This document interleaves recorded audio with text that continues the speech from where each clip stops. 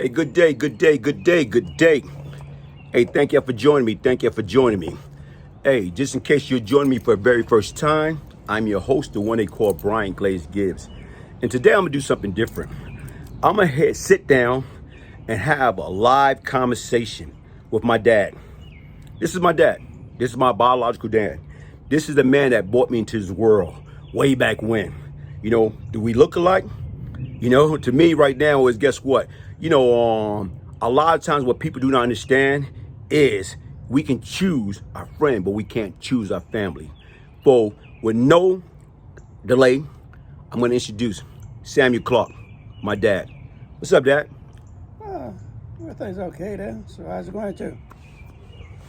How's it going? Everything going good, man. Happy Father's Day, man. Hey, thank you. You know, even right now, I'm just sitting back thinking about it. Do you remember any time that we ever spent Father's Day together? Not that I can recall. That you can recall. Yeah. Look at that, folks.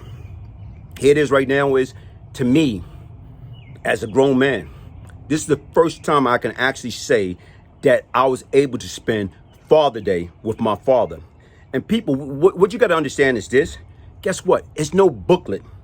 It's no pamphlet of how to be a good father. But the difference is, you know what? I know who my dad is. A lot of times, my moms, my aunties, family members used to say, you just like your dad. DNA is monster. DNA is strong. So when you got DNA is in you, guess what's going to happen? Right now, that trait is there. And if you look at these nose. Do we got the same nose? Do we got the same smile? Huh? Like I told you right now. So to me, what I'm doing is I'm taking the time out to share an intimate conversation with my dad. What type of kid was I when I was coming up? Well, you was just like the normal kid. A normal kid? Like a normal kid do. Hey, I would say quite a few mischievous things. Quite a few. Just like the ordinary people would do. Okay, all right, okay. But when did you notice the change in me? Well, actually, I noticed a change in you in the last, I would say the last couple of years. I really would say. I'm talking about as a kid, before I got into the street. Before I got into the street, when do you notice, when do you see, like right now, what age did you see I was going left, that I was going down that wrong road? Well, I'll be frank,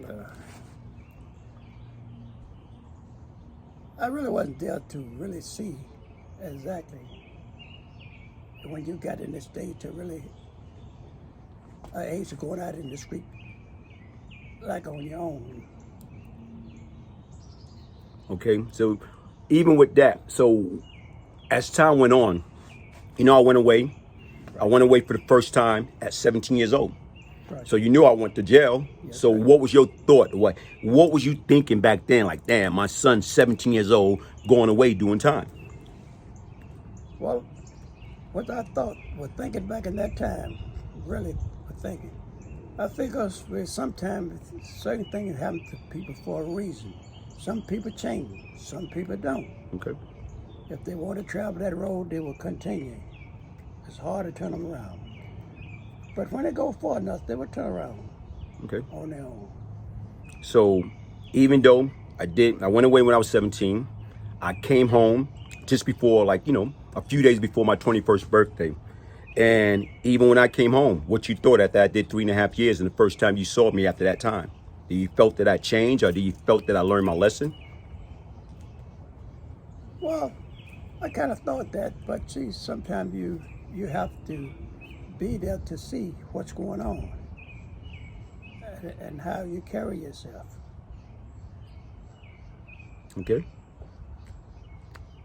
Now, 18 months later, after I was released, I caught a murder charge. And I caught the murder charge and I went in. When you heard about that, what you thought about that your son catching a murder charge? Oh, I tell you, I really was hurt. I really was, believe me. And what I saw in the paper, I'll tell you really, I did cry. And I said, I was saying, I hope it wasn't you. Okay. They the words I said. I just pray it's not you. All right. And even with that, I wound up getting a lawyer, Murray Cutler.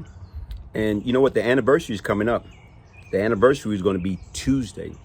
You know, June 22nd, 1987. I was acquitted for the murder charge.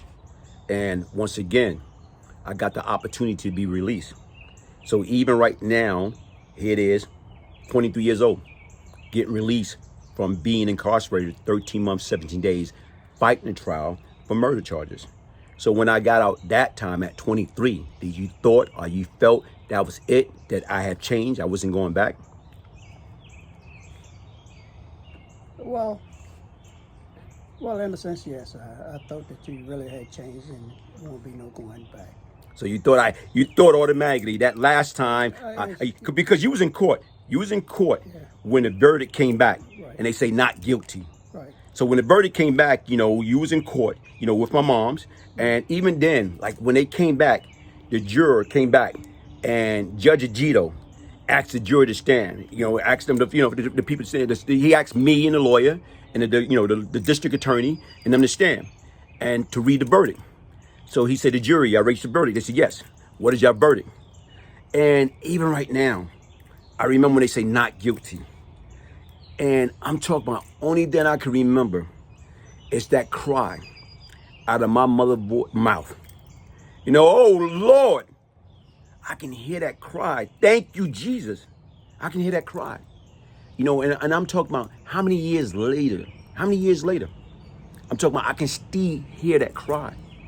That cry of joy, that cry like, you know, my son was found not guilty, despite I was guilty.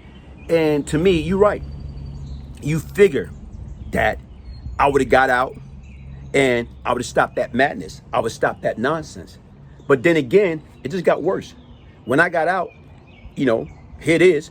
I started being recruited by, you know, Lorenzo Fat Cat Nichols, one of the biggest drug dealer from the East Coast at the time. Okay, his underling, Howard Pappy Mason. We had all developed relationship when I was incarcerated, fighting that murder for that 13 months and 17 days. Then I had another figure that, you know, I was a free agent. I'm out. I'm free. I had Baby Sam, Samuel Edmondson, another gangster that had a hell of an organization. All of them coming to me, wanting me to be down with them. And the difference is I had a choice. I just got my life. I just got my freedom back when I shouldn't have. But yet and still, you know, you think I would change? Or what happened? I became worse. You know, even with my aunt, Helen, may her soul rest in peace. What did you felt when she came to you? Or, you know, I remember a conversation that was had. Like she came to you and said, do you know what your sons are doing together? It was me and Mark. We was together. And she was saying we was together doing what? Do you remember that conversation? No, not really. Okay. She said, do you know your sons? You know, your sons are together. And they go around killing people. You don't remember that conversation? No, Yeah, because I got pissed off about that. I'm like, well, come on now. Because what happened was, you know, I guess you had a conversation with Mark's mother. That's how it got back to us. And I know Helen, you know, don't get me wrong, that's my aunt. But the difference is right now is like, you know, I'm not going to even say what I'm going to say. I'm not going to say I witnessed news team. But you give her 22 minutes, she'll give you the word, man. But she'll give you the world, man. So rest in peace. But you know what? And you sit back and you think about it. Only thing she was doing is trying to, like, hopefully that you can talk to us. Letting us know that you're going down that wrong road. Letting us know, listen, man, do you know what you're getting yourself into? Do you know what's about to happen? Yeah. But like I say, as the time really, if I was seeing you every day or whatever it is, we'll see sometimes was times in between we didn't see each other. Mm-hmm. And you don't know what's going down like that.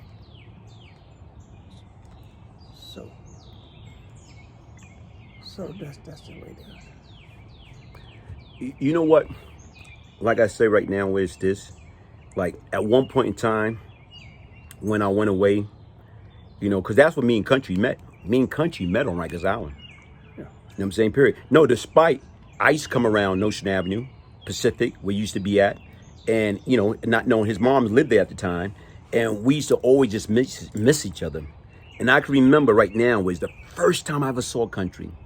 The first time I saw him, we was on Rikers Island. And right now is when I seen him, I'm saying to myself, it's something about him. It's something about him, but I couldn't put my finger on it. It's like I knew him, but I didn't know him. And like it was just something that was so powerful. Like I knew this kid, but I didn't know him. And you know what? That went on for a few years as me and him both was in and out of Rikers Island, you know, being mischievous kid, you know, doing devious things, going back in and out of Rikers Island. And like I told you, like every time I saw this guy, it's like I knew him, but I didn't know him. Right. And then finally, when I caught that when I was going upstate, you know, when I was 17 going on 18, when I was going upstate, I was in jail. He was in jail. And finally, a kid, a young man from Notion Avenue, you know, he came into the mess hall and he said, well, you know, you got your brother's here. I said, no. My brother just went upstate. You know, he got sentenced. He went upstate. He said, nah, you got a brother here. I said, my brother? He said, yeah. He said, Sam's son. I'm like, oh, snap. Right then and there, automatically, I knew who it was. Out of hundreds and hundreds of adolescent that was on Rikers Island at the time, I knew that Mark Gons, a.k.a. Country, was my brother. I knew that was your son. That was that feeling, that sense that I had, that I knew him, but I didn't know him. But at that moment, I knew who he was. And it's strange, but I knew, damn, that's my brother. I knew who he was. And just so happened, you know, we in the mess hall. And when he came in, probably less than 5 minutes, his group came in from the other side of the mess hall. And I did some stupid stuff because I didn't care. I left the side I was on, walked all the way around. You know what I'm saying? That back then, Rikers Island, they used to beat you down. Yeah. But, you know, by then, I didn't even care, man. Like, I had that little reputation then. And so they didn't beat me down. They didn't touch me. So I went all the way around, and I approached him. And I asked him, what's your father's name? And he looked at me. Didn't say a word. Country, big, stocky guy with the high top kid and play fade. He just hugged me. And like I said right now, we knew. We knew then. Genes, DNA, we knew. And like you said, we both went away as kids. You know, we both did time. We both came home. And like I told you right now, is opposed to us getting better. You know, like I told you, Country, good guy. I love him to death. And like I say, smart dude, loyal. You know, despite he was older than me, but right now is I had him and a bunch of other people following me all because of the wrong reason. And I regret that because I got, you know, saying like he got time taken out of his life for what? Because we want to be down, we want to be cool. And that's the difference. So even right now, as we talk and having this conversation, you know, I'm sitting here right now, you know, look what, we smoking cigars. I don't even smoke cigar. You don't even smoke cigar. Like you said, you ain't had nothing to smoke in 50 years, which is a blessing. But God is able to bless us to sit down, you know what I'm saying, right now as men and build on our relationship. Even, like you said, you was in court when I got sentenced.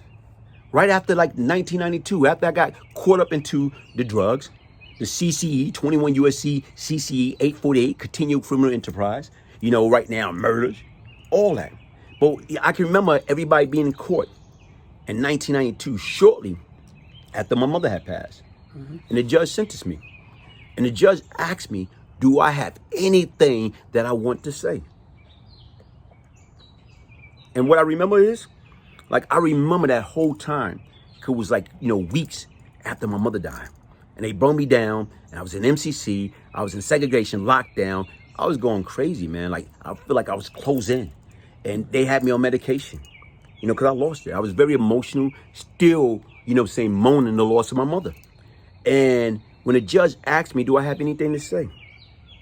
And I told the judge, Judge Edward Corman, I told him, I said, I can't blame Lorenzo Fat Cat Nichols, Howard Pappy Mason. I can't blame anybody for what I did.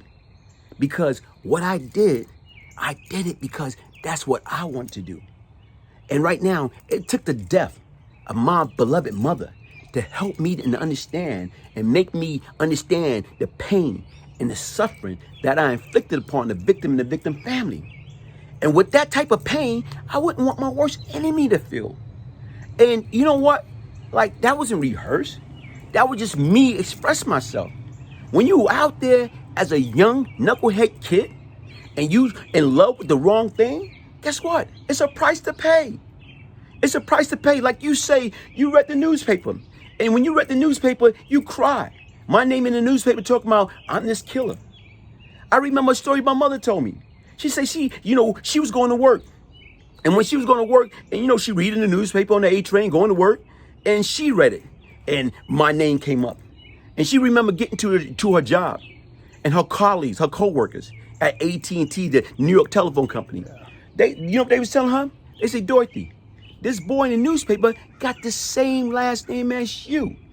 And her response was, who knows? He probably my son. Not knowing that, guess what? I'm her son. And you know what? That hurt.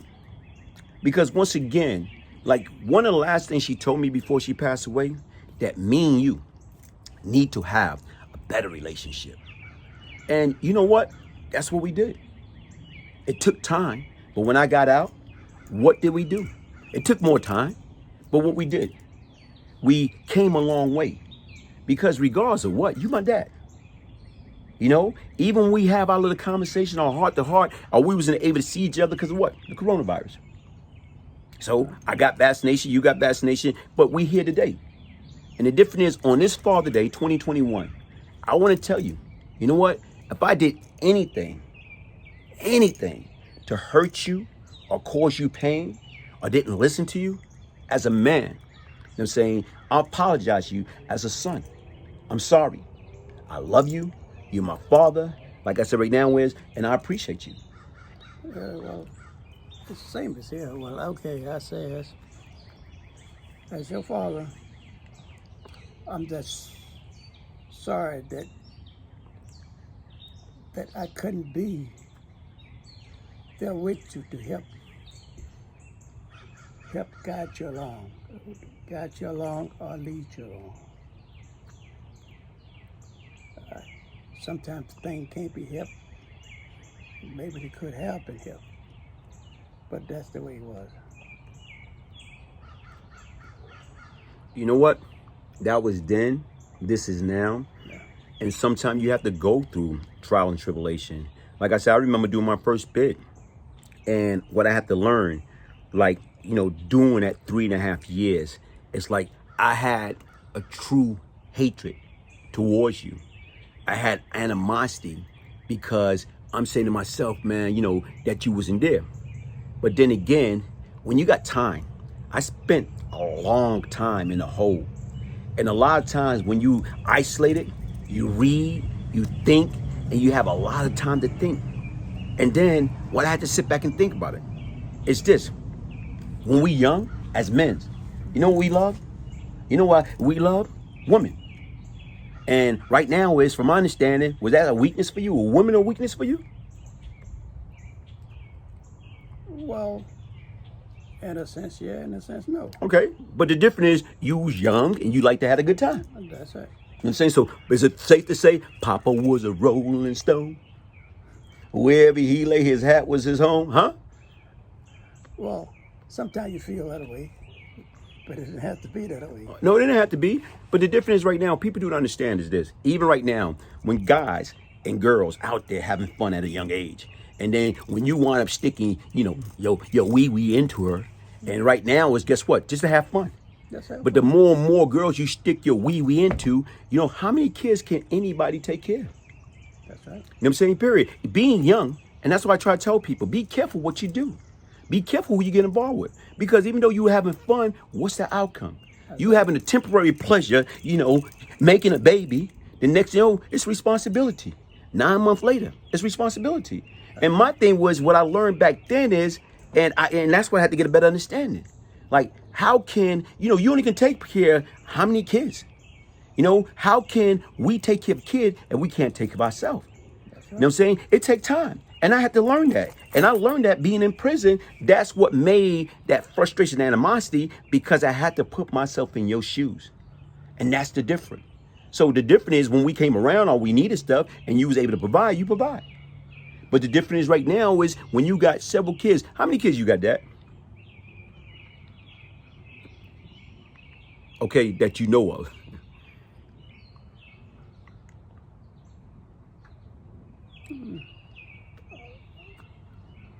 Well, actually, it really,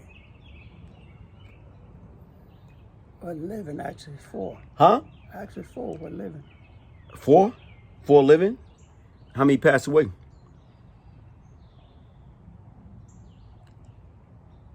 Two. Two passed away.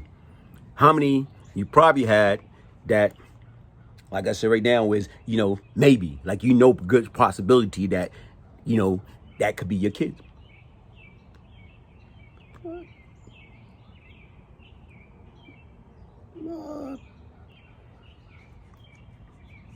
Possibility three. Okay. So that's 9 total. Hey, folks, listen. And young folks, especially guys, girls, when you're out there and before you do anything, do critical thinking. Yeah, look too fast. 6. 6, not 9. No. We're talking about 4 now alive, 2 that right now pass away, which is 6. And then you say a possible 3. That's a possible 3. Yeah, possible 3. Yeah. So 4, 2, and 3. Right now, I know we didn't go to school together, but 4, 3 is 7. Yeah. 4 and 2 is 6. Right. And 3 more possible. I said possible 9. Yeah. Like if we playing spade, right. Like how many you got in your hand? Yeah. Possible. So not saying it's a possible. And you know what? Like I said right now, even right now, when I was in the street, I used to have girls coming to me all the time about, kids. And right now, some was true, some wasn't. I got 2 that I know of, and I'm proud. And what I tried to be the best father I can possibly be. I'm trying to get my stuff together and build my relationship with them because I wasn't a good father. How can I be a good father to my son for the first 9 years of his life? I was in jail. How can I be a good father to my daughter when you go through divorce and you hear and they did? The people don't understand. The difference is, so what I try to do is now learn from my mistake. In order for me to have a good relationship and foundation with them, I got to reestablish in that foundation, that bond with you. You have to break, like broken relationship and rebuild. That's the difference. And like even now on this Father Day, I'm blessed to be sitting here with you, Father Day 2021. That's a blessing. And not only that, like the message is, how do we get these kids to understand? Be mindful and be careful. Before you, have sex, have protected sex. But if you're gonna have sex and before you put your thing in her, keep it in your pants. But unless you know you're gonna be a good father, a good mother, and you listen to some of these kids, they talking slick. Oh, well, she's a bum chick, or he's a bum dude. Yeah. But why are you having sex with that person if you already got their mindset? So now you just got that person pregnant, or you just got pregnant by this individual that you label as no good. Now you got to deal with that person for the next 18 to 21 years or the rest of your life. So the objective is right now is they have to be cautious. And not only that, get your life together. Don't get caught up into that street stuff. You know what? Did you ever get in trouble with the Lord, Dad?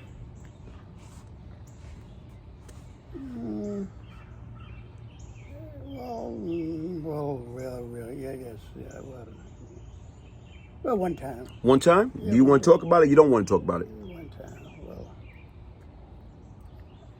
actually, really, it really started out from, like sometimes you get hooked up with the wrong peoples, and they look mixed up themselves, and you don't know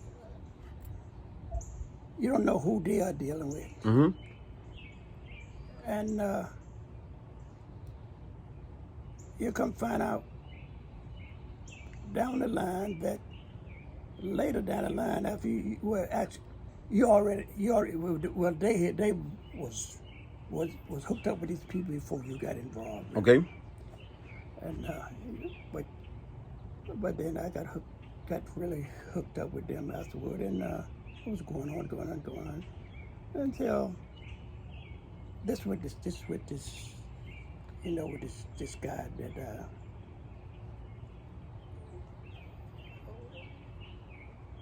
the guy what I shot. Huh? The guy what I shot. The guy that you shot? Yeah, what I shot, but it actually was forced on me. It was forcing you because once again, from my understanding, didn't he shot you first? Yes. Mm-hmm. He went all the way to New York, get a gun. He went all the way, okay. Crossed the bridge and come back and sit in front of my house. Okay. And wait. He waited, okay. Wait. Because I was on the other side of the street talking with my friend. Because his wife had called to the house. I went to the house because I had to go to work that night. Okay. But then when she called and told me, said, look, Sam, you better leave because he's coming back. So he got a gun, and I know he had that 357 Magnum. Okay.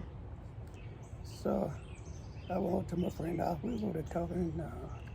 So I said, well, I got to go. I said, I got to go home because I got to go to work now. Okay. That's what I was telling Ike's friend. Okay. And she said, no. Say, you just saying that. And I said, yeah, he do work tonight. I was working at the bakery down there. Okay. So I finally came out, across the street. I got ready to step in the doorway. Had a guy, he came out from behind the car and said, hey, let's get this shit over. I said, nothing to get over. What are you talking about? Let's get this over. I said, well, man, let's go up there and talk about it. There's nothing to go up there and talk about it. And they kept on telling you, it pissed me off. I said, fuck it. And I stepped towards the door. All I heard, he said, boo-loo-loo-loo-loo. With the boodaloo. Huh? With that boodaloo. He shot. He shot you? He shot. Okay. I just whirled around. Okay. I whirled around and shot him. And you shot him? Okay. One time. One time? I shot him one time, but I think about three bullets was fired out of the gun. Fired out of your gun. Okay, you hit him once. How many times did he hit you? Well, I think he emptied his gun. I think He emptied his gun? He emptied that gun in about. I got 3 marks on me. 3 marks? So you got 3 shot 3 times. Okay. 3 marks on me. All right. And you sit back and you think about that or whatever, you know what I'm saying, period. But your situation is different, you know, because New York, they arrested you and they tried to take you, they took you to court. Yeah, they was going to prosecute you. Yeah, I'm in the court. Mm-hmm. Well, actually, I faced the grand jury. You went to the grand jury? 22. I won the grand jury 100%. When you won it? 100%. Mm-hmm. 22 went for me. So basically right now you have to actually go in front of the grand jury and get on the stand. Get on the stand. And tell them what happened. Yeah, I had set up there in that little small stand up there, and he was throwing down on me, man. Okay. And when he asked me, why did you shoot this man? I stood there and posed for a minute. And I said, if you was boxed in case, something like where I'm in now, sitting down now, and a man throw down on you, what would you do? And even the jurors laughed. They all laughed. Okay. He said, I would. I'm not on trial. I asked you. Mm-hmm. And that was it. They cut me loose. They cut you loose. But even right now, where it's like, from my understanding, when you was when you was testifying on your behalf at the grand jury, and you know what? See, people don't understand that. Based upon me being a criminal, you know, our lawyer tell us don't get on the stand, don't go on the grand jury or whatever. Don't do that because you give them more, you know, you give them more evidence. But the difference is, like I say, from my understanding, as you was sitting in the jury on the stand, testifying on your behalf at the grand jury, and from my understanding, you know, did some of your wounds start actually opening up and you start bleeding while you was on the stand? Yes, I did. Mm-hmm. So the jury was able to see that. He saw it. I had on a blue shirt. Blue shirt. You know the kind of shirt what you wear. What they had, but I had on a blue shirt, and the blood started. When I started to move around, you see the blood spot, and you could hear them. You did the people out there. The jury, Okay. Yeah. So. And see right now, and that's what people don't understand is this. Okay, cool. it's not that you was looking for a problem. It's that a problem came to you. And when that problem came to you, you had to defend yourself. You had to. You had Because no other choice. I didn't want to. yeah, I know. And you know what I sit back and think about that or whatever is this. Like, even when I heard about that, you know, I was incarcerated at the time. And even when I heard about that, I said, you know what? See, with the people, especially, you know, Brooklyn District Attorney Office, it's like right now where it's like, I always say to myself, I'm glad that they didn't know that you was my dad. Because once again, even though it was self-defense, but the difference is, like, that DA would have probably utilized. Yeah, they'll do that. Yeah, that DA would have utilized. Well, hold on, wait a minute. His son is a cold-blooded killer. He's in jail now. So the difference is right now, this is his dad. So what they're going to try to say, that apple do not fall too far from the tree. And that's the difference. But like you say, look at the situation. This is not something that you asked for. You asked the man, let's go upstairs and talk. Yeah. But he didn't want to do that. And see, that's the difference. And that's what people don't understand. Sometimes, you know, everybody's not criminal. Everybody, you know, like I said, you a law-abiding citizen. That's the first incident you ever had in your whole life with the law enforcement agency, besides probably traffic ticket. Yeah, it's a traffic. Yeah, exactly. But I'm talking about that's murder. But the difference is you was able to go in there, you know, and, you know, get on the stand and tell them step by step, this man pull out and shot you first with a 357 3 times. Yeah. And see, you blessed. Because once again, you could have been gone. We wouldn't even be having this conversation now. Right. But the difference is when everybody understand, like, I got shot at plenty of time. And you know what? Anytime somebody pull out on me or shoot and I'm not ready, I'm running. I'm going to get the heck out of there. I'm going to run for cover. I couldn't go nowhere. No, you couldn't go nowhere. You was forced into that situation. I was boxed in, locked in, and didn't even have my keys and didn't know it. Didn't even have your keys, huh? Didn't even have the key to get in when I went to the door. Yeah. I didn't even have the keys to get in. Hey, but like I say, folks, listen. On this Father Day, 2021, I'm Brian Glaze Gibbs. This is my ministry. I got my father, Samuel, right here. And like I say, it's a beautiful thing that we able to sit down and reflect back upon that word we call L-I-F-E, life. Life is beautiful. Life is what you make it. The difference is, like I told you right now, between the age of 14 and 24, I was a lost individual. I was in love with the wrong thing. I was in love with the street. Not that I didn't have people in my life that loved me. My mother loved me to death. Anytime I got in trouble, my step-pop, my pops. But the difference is, how can people help you if you don't let them know that you need help? How can people support you if you don't go to them? You know, because once you reach a certain age, you think you're grown. You think you're grown. But you got outlet. You got your parents. You got your grandparent. You got your godparent. You got different people that's out there that's willing to help you. But sometimes what you have to do is raise your hand. Raise your hand. I need help. I got a problem. You know, I got different things that I'm thinking about doing, but I don't want to do. Get the help that you need. You know, that's what we have to do. Do not put your emotion away when it's not necessary. Do not put your pride away when it's not necessary. Temper is what gets us into trouble. Pride is what keeps us there. Listen, folks, I'm going to wrap this up. You know, Dad, you got anything else you want to say? No. That's what you keep on doing what you're doing. And I'm glad to learn from your experience that you had out there. You paid for it. Yeah. So let's keep it up. And that's it. And the difference is right now, how many chances I had, man? I was in and out, in and out, in and out. You know, I used to be addicted to jail. Jail was once a revolving door. Spent 15 years in that hellholes. And the difference is right now is, guess what? Do it cause some type of psychological effect? Yeah. But the difference is, I want people to understand, when people are in there, people do change. People do change. Like I said, I was once the problem. Now I'm seeking to be part of the solution and letting these kids know crime doesn't pay. There's no shortcut in life. Only thing come fast is trouble.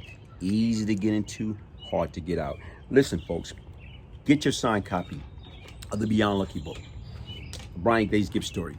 This is my dad copy.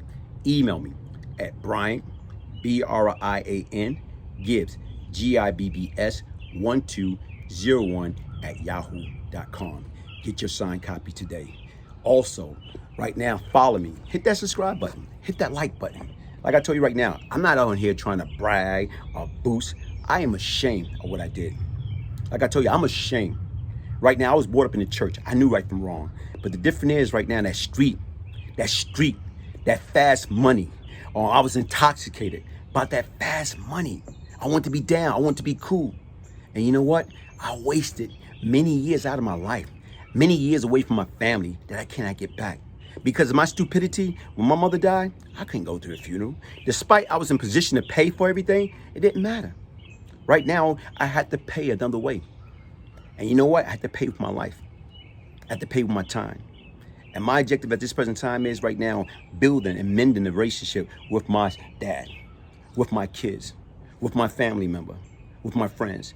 And at this present time, I want to apologize to all the victim and the victim family, all the pain that I personally inflicted upon them. You know, I wish I could turn back the hands of time. And the difference right now is, listen, this is me. You know what I'm saying? I am not that same person. I couldn't stand Brian Glaze Gibbs as a kid, but I love who I am today. Once again, this is my ministry. This is my story. I'm gonna talk about the good. I'm gonna talk about the bad. I'm gonna talk about the ugly. But what I'm gonna do is I'm gonna be truthful. Thank you for joining me. Happy Father Day 2021 to all the fathers out there. You wanna tell everybody Happy Father Day, Dad? Yeah, happy Father's Day to everybody. Peace, love, and prosperity. One love.